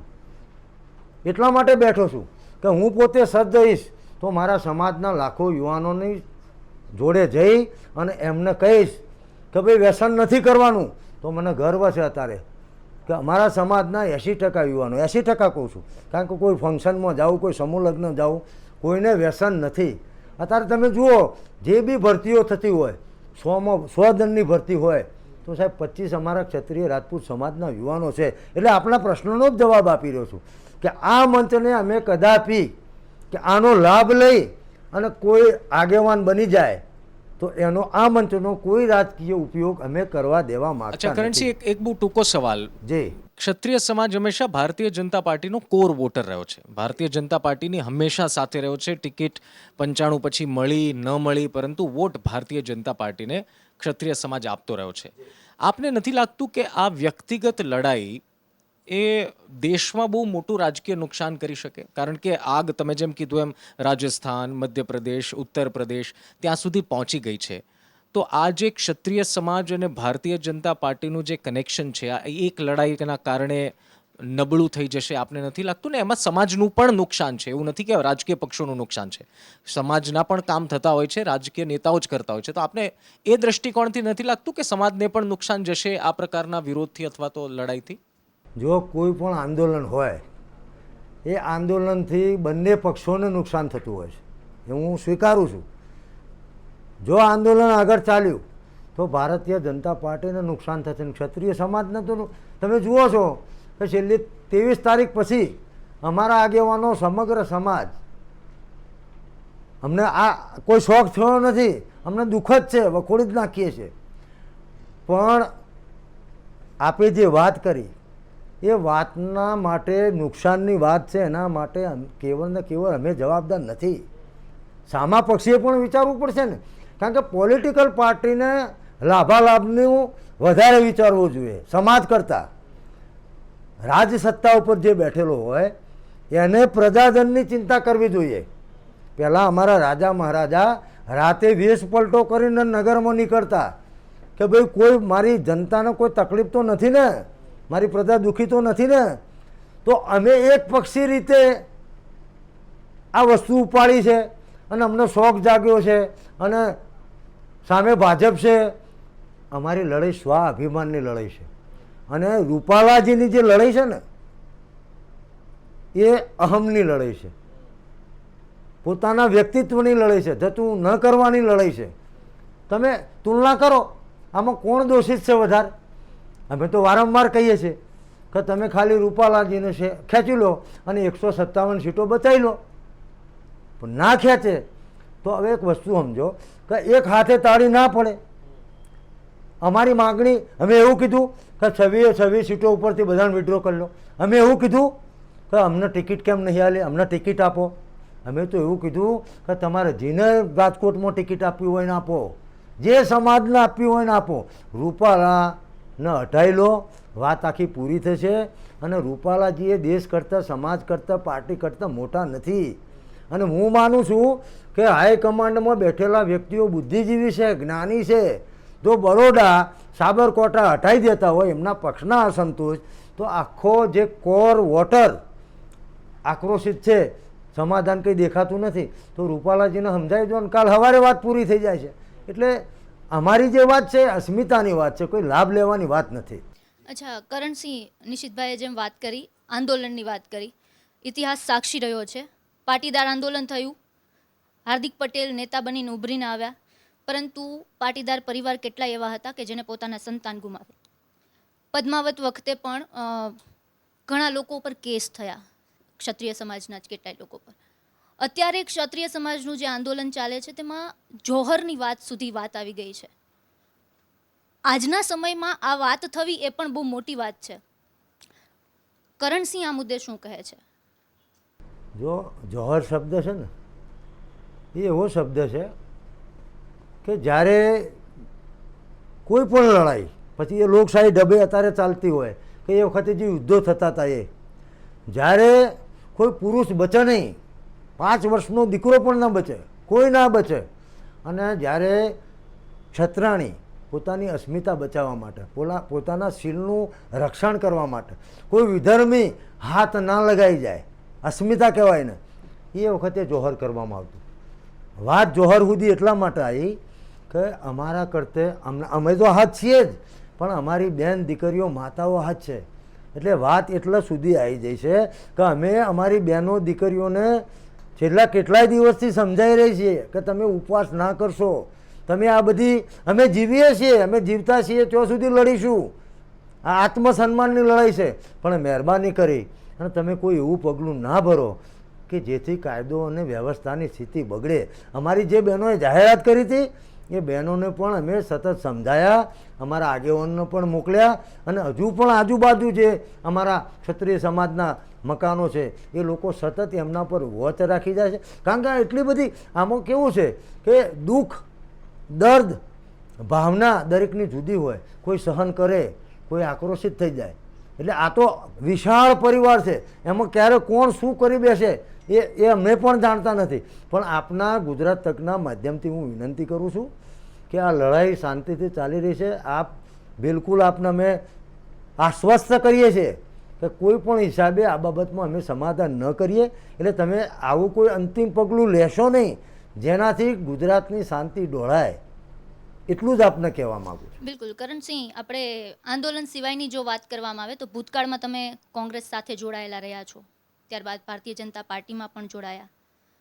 તો હાલમાં આગામી સમયમાં ભવિષ્યમાં રાજકારણમાં ફરી પાછા કરણસિંહ દેખાશે? બહુ સ્પષ્ટતા સાથે હા કે નામાં જવાબ કહેજો, પછી તમે આગળ તમે જે કહેવા માંગતા હોય. જો અનેક ઇન્ટરવ્યૂમાં હું કહી ચૂક્યો છું, કારણ કે ડિજિટલ જમાનાનો યુગ છે. હું ના પાડીશ તોય તમે શોધી કાઢવાના છો.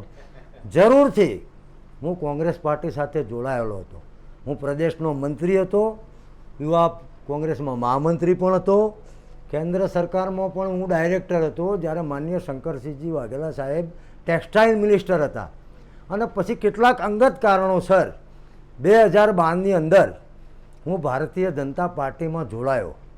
અને જ્યારે છેલ્લે વિજયભાઈ રૂપાણીની સરકાર હતી એ વખતે મને બિન અનામત નિગમના ડાયરેક્ટરની પણ જવાબદારી આપી.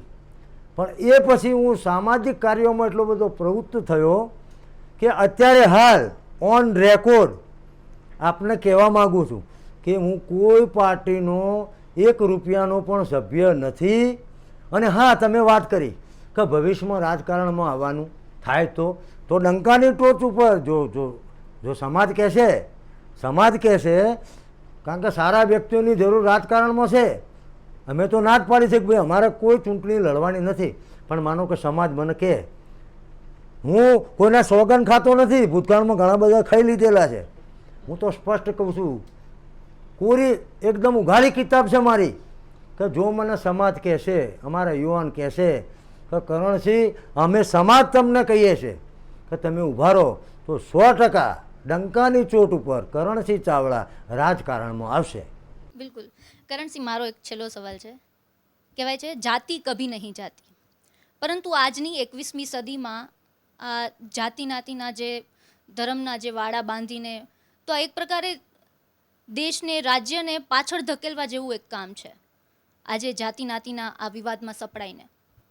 તો કરણસિંહ આ મુદ્દાને લઈને શું લોકોને સંદેશ આપવા માંગશે? કારણ કે આપણે આગળ વધવાનું છે, આ 21મી સદી છે, ફાસ્ટેસ્ટ કહી શકાય એવી.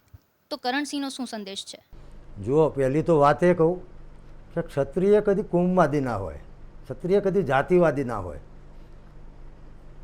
ઇતિહાસમાં એવા અનેક દાખલા છે કે રાજાના કુંવરે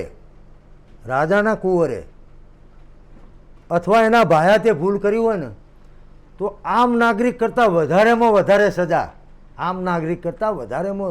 સજા એ રાજાએ એના પરિવારને આપેલી છે.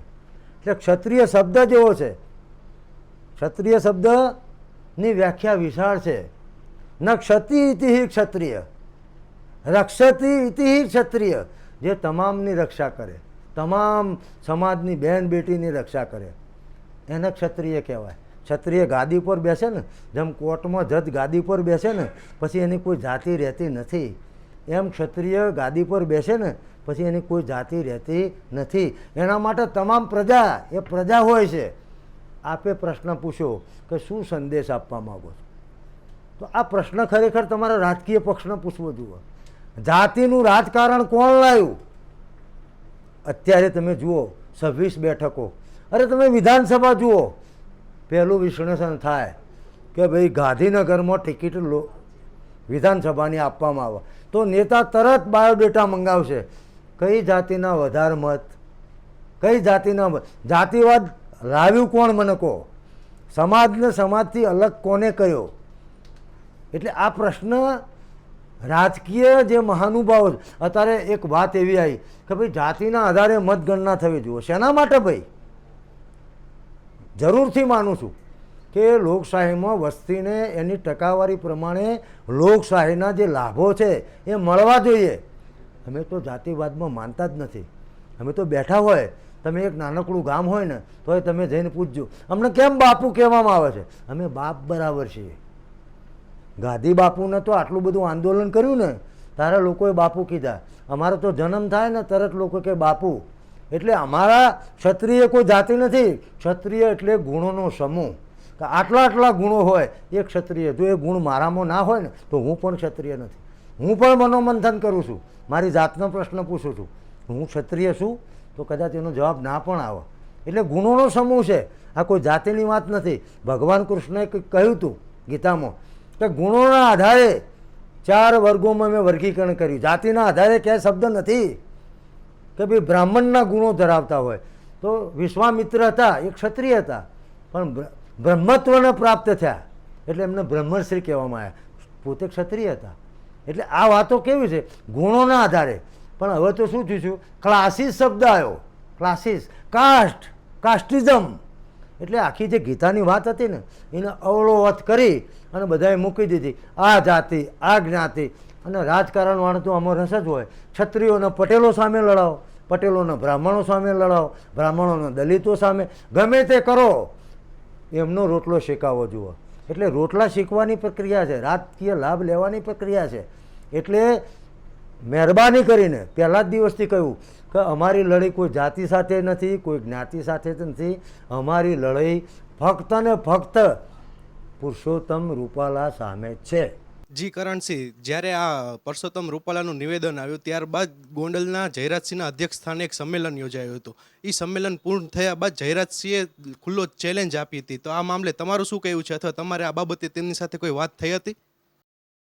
ના, એમાં કેવું છે કે પાર્ટીએ એ પોતે ભારતીય જનતા પાર્ટી સાથે સંકળાયેલા આગેવાન છે. અમારા સમાજના પણ વરિષ્ઠ આગેવાન છે. એમની પણ ઘણી બધી સામાજિક કાર્યોમાં ભૂમિકા રહેલી છે. પણ પાર્ટીએ સોંપ્યું હોય એ જવાબદારીના ભાગ તરીકે ત્યાં આગળ આ સભા થઈ હોય, એમની લાગણી તો મૂળ એ જ હતી. કોઈ વ્યક્તિની ભાષામાં ફેર હોય, બોલવાની પદ્ધતિમાં ફેર હોય. દાખલા તરીકે હું આજે જે વાત કરી રહ્યો છું, મારી જગ્યાએ કોઈ બીજો વ્યક્તિ હોત તો એ બીજી રીતે કરી શક્યો હોત, તો તમને એવું લાગ્યું હોત કે ભાઈ આ આવી રીતે વાત કરી રહ્યા છે. તો એમનો ઉદ્દેશ પણ આ જે સમસ્યા ઊભી થઈ એના સમાધાન માટેનો હતો અને એમને ક્ષત્રિય સમાજને અપીલ પણ કરી હતી.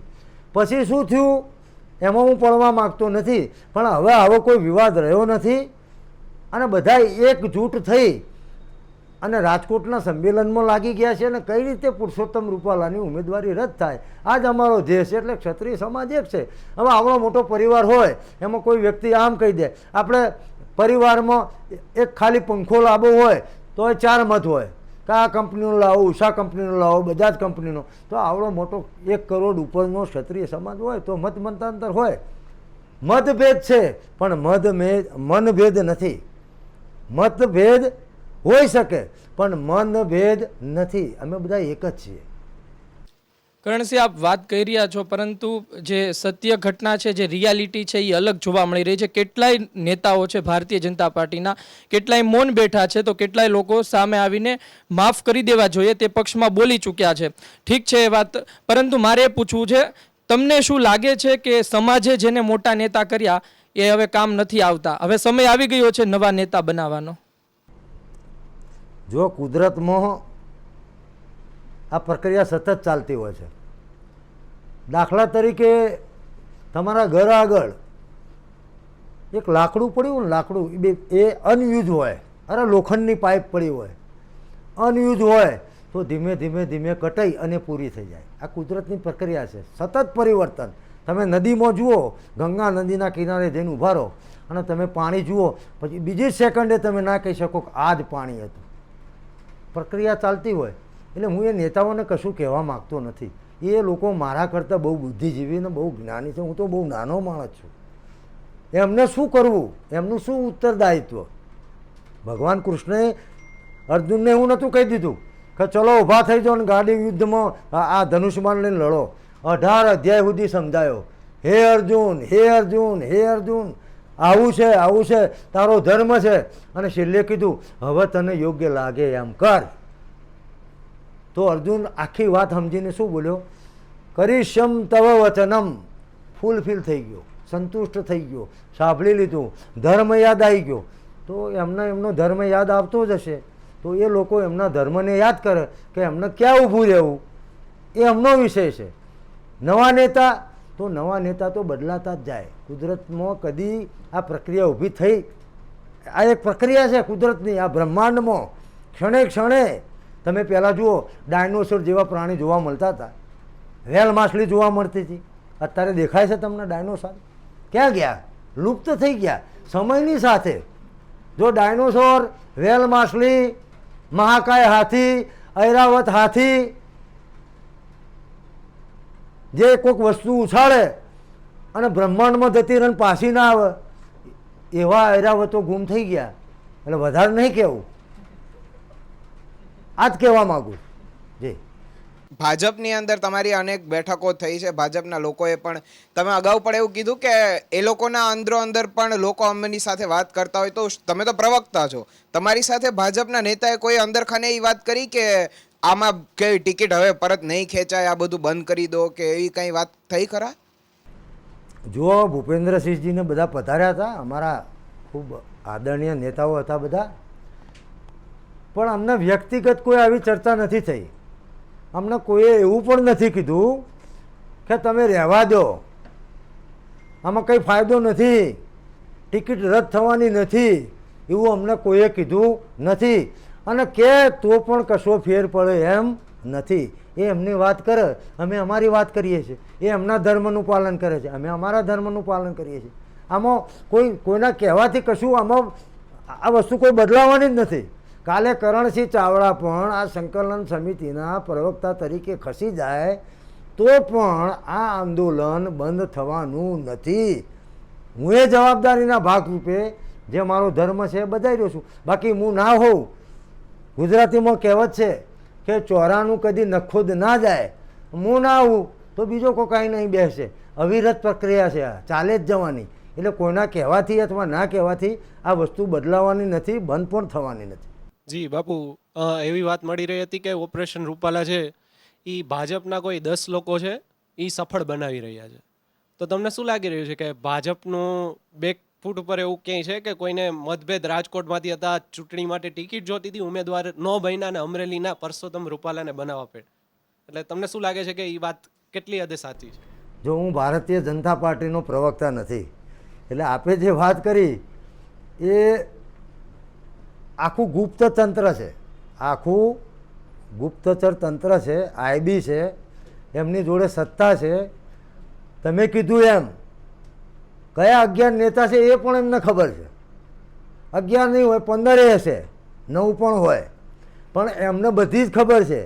બધાનો રેકોર્ડ દિલ્હી દરબાર સુધી પહોંચી ગયેલો છે.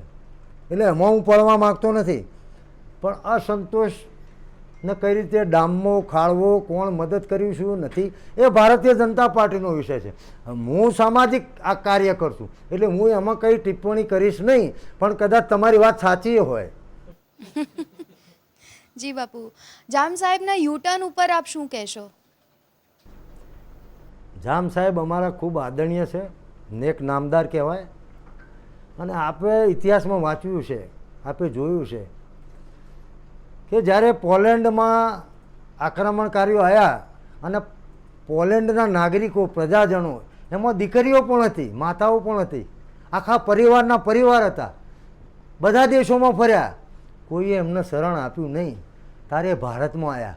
અને એ વખતે જામ સાહેબના જે પૂર્વજો હતા એમને આ દેશમાં એમને, કારણ કે ભારત એટલે શરણાગત વત્સલ દેશ કહેવાય છે. અમારા એવા રાજાઓ છે, આપ વાંચજો. અમારો એક શિબી રાજા હતો અયોધ્યાની ગાદી ઉપર, તો બાજ એક ઓલા પાછળ પડ્યો હતો ને, અને એ ઓલો રાજસભામાં બેઠેલા શિબી રાજાના ખોળામાં આવ્યો ને, તો શિબી રાજા કીધું બાજ અટકી જાઓ, હવે આ મારા શરણે છે. અને આખું શરીર કપાયું. ઓલાએ કીધું મારે તો માંસ બાદે કીધું તું મારે તો માંસ જુઓ, તો રાજાએ કીધું તાજવું તૈયાર કરો અને શરીરના ટુકડા કરે. એ વાસ્તવમાં દેવતાઓ હતા, પ્રતિજ્ઞા લેવાયા હતા, પરીક્ષા લેવાયા હતા કે જે શિબી રાજાની વાત ચાલે છે શરણાગત વત્સલની, તો લાવો ચેક કરીએ, તપાસ કરીએ. તો સાહેબ આખું શરીર કાપીને આપી દીધું હતું. એ ક્ષત્રિય સમાજ છે. એટલે જામ સાહેબે રક્ષણ આપ્યું. પોલેન્ડની સંસદના બહાર એમની પ્રતિમા પણ છે. અને આપને કહું કે જ્યારે યુક્રેન સાથે યુદ્ધ ચાલતું હતું એ વખતે આપણા નાગરિકોને ખેંચવા માટે ભારતનું વિદેશ મંત્રાલય જાગૃત હતું, વારંવાર પત્રો લખ્યા, તોય કશો મેળ પડતો નહોતો. જામ સાહેબે એક જ ફોન કર્યો અને દરવાજા ખુલી ગયા. એટલે જામ સાહેબ એમના પૂર્વજોનો મહાન ઇતિહાસ છે. પણ હવે એ એવા વ્યક્તિ છે કે એમના સ્ટેન્ડ વિશે બોલવા માટે હું બહુ નાનો માણસ છું. એટલે એ એમની વિચારસરણી છે કે એમને શું બોલ્યા, શું વિડ્રો કર્યું, એ એમનો વિષય છે. પણ એના આ આંદોલન સાથે કોઈ લેવા દેવા નથી. આંદોલન ચાલુ છે અને ચાલુ રહેશે. જી. અચ્છા, છેલ્લો સવાલ કરણસિંહજી, પાર્ટ 2માં શું હશે? આ પાર્ટ 2 તમે કહો છો, તમારી અપેક્ષા પ્રમાણે હજી તમે એવું જ કહેશો કે અમને અપેક્ષા પાર્ટ 1 સુધી છે, પણ માની લઈએ કે ફોર્મ ભરાઈ ગયું, તો આ પાર્ટ 2 શું છે? જો દરેક આંદોલન હોય એની વ્યૂહરચના હોય. એટલે પાર્ટ 2 જે છે એ ગોપનીય વસ્તુ છે. એટલે હું અત્યારે અચ્છા, થોડું કહી દો, વધુ ના કહેતો, ગોપનીય થોડું. છે, ગુપ્ત હોય. કોઈ પણ રણ, જો પહેલાં જ્યારે યુદ્ધો થતા ને ત્યારે પણ સામસામેની સાવણીમાં જે યોદ્ધા હોય એમની પોતાની રણનીતિ નક્કી કરતા હતા. તમે મહાભારત જોયું છે, ભલે ના વાંચ્યું હોય, તો નક્કી થતું કે આવતીકાલનો આ યુદ્ધનો સેનાપતિ કોણ હશે. નહીં, એ તો હું સમજી ગયો. એટલે મેં ઇતિહાસમાં થયેલા યુદ્ધો વિશે મને થોડી ઘણી જાણકારી છે, હું સમજી ગયો. રણનીતિ શેર ન થાય, જી. પરંતુ થોડી કહી દો. હવે અહીંયા સુધી ગુજરાત તક સુધી આવ્યા છો તો એટલે અમે રાહ જોઈએ છે. જો મિત્ર, આપ ધીરજ રાખો, સંયમ રાખો, અમે પણ રાખી રહ્યા છીએ કે રૂપાલાજીનું નામાંકન રદ ના થાય તો તરત જે ભાગ 2 ની જે રણનીતિ છે એ અમે પ્રેસમાં તમને સામેથી વેલકમ કરી એવી રીતે કહી દો. કહીશું. અચ્છા, એવી રીતે કહી દો. ભાગ 2માં એવું તો કંઈ નથી ને કે ગુજરાતની જનતાએ ભોગવવું પડે કે નુકસાન થાય? જો અમારું મહાસંમેલન થવા જઈ રહ્યું છે ને 14 તારીખે, તો અમે માર્ગદર્શિકા બહાર પાડી દીધી, ગાઈડલાઈન, ના, એ તો બરોબર છે કે ભાઈ કઈ રીતે કરવું, શું કરવું. હું ગુજરાતની પ્રજાને આશ્વસ્ત કરવા માંગુ છું આપના ગુજરાત તકના માધ્યમથી કે અમે ક્ષત્રિયો અને અમારી સાથે જોડાયેલો સમાજ ક્યાંય પણ એક પણ વસ્તુ એવી નહીં કરીએ કે જેથી આ ગુજરાતની પ્રોપર્ટીને, ગુજરાતની પ્રજાને, ગુજરાતના નાગરિકોને સહન કરવાનું આવે. કારણ કે અમે તો ક્ષત્રિયો છીએ. અમે તો કોકનું દુઃખ ઉફાળી લઈએ, કોકને દુઃખી ના કરીએ. જેમ અત્યારે રૂપાલા ભાજપ અમને દુઃખી કરી રહ્યું છે એવા અમે નથી. એટલે નાગરિકોની શાંતિ, સલામતી, એમને કોઈ પણ પ્રકારની તકલીફ ના પડે એનું સંપૂર્ણ ધ્યાન રાખી અને અમે પાર્ટ 2ની લોકશાહી ઢબે જે કરવાનું છે એ અમે કરીશું. પછી અમારી જવાબદારી, એટલે કોઈ પાર્ટીનું ડેમેજ થતું હોય તો એમાં પછી અમારી જવાબદારી રહી રહે. ઓકે, એ કહેવા માંગુ છું. ખૂબ ખૂબ ધન્યવાદ કરણસિંહ, આપ અમારી સાથે ધન્યવાદ. ગુજરાત જોડાયા તકનો ખૂબ ખૂબ આભાર. અને ગુજરાત તકના ન્યૂઝ રૂમ સુધી આપ આવ્યા અને સમય આપ્યો એ બદલ આપનો ખૂબ ખૂબ આભાર. આપનો પણ ખૂબ ખૂબ આભાર. તો આ હતા કરણસિંહ ચાવડા, જેમણે બેબાક રીતે પોતાની વાત રજૂ કરી. રહી વાત વિવાદની, તો હજુ પણ બંને તરફે ચાલી રહ્યું છે. એટલે ભાજપ મક્કમ છે, દેખાઈ રહ્યું છે, અથવા તો દેખાડી રહ્યું છે કે અમે પરસોત્તમ રૂપાલાને નહીં હટાવીએ. બીજી તરફ ક્ષત્રિય સમાજ કહી રહ્યું છે કે જો રૂપાલા નહીં હટે તો આંદોલનનો પાર્ટ 2 જોવા મળશે. પુષ્પાનો પાર્ટ 2 આવે કે ન આવે, પરંતુ જો રૂપાલા સાહેબની ટિકિટ પાછી નહીં ખેંચાય તો ક્ષત્રિય સમાજ મક્કમ છે કે અમે પાર્ટ 2 લઈને આવશું. પરંતુ સાથોસાથ બાંયધરી પણ આપી રહ્યા છે કે ગુજરાતની જનતાને કે ગુજરાતની પ્રોપર્ટીઝને કોઈ પ્રકારનું નુકસાન નહીં થાય, એટલે કે કોઈ પ્રકારની વાયલન્સ આ વિરોધમાં નહીં હોય તેવું આશ્વસ્ત કરી રહ્યા છે. આવતા મંચમાં આવતા અઠવાડિયે ફરી એક મહાનુભાવ સાથે રૂબરૂ થઈશું. એમને કડવા સવાલ પૂછીશું, મીઠા જવાબ લેવાનો પ્રયાસ કરીશું. ત્યાં સુધી મને એટલે કે નિશ્ચિત રાજ્યગુરુને આપો રજા. નમસ્કાર.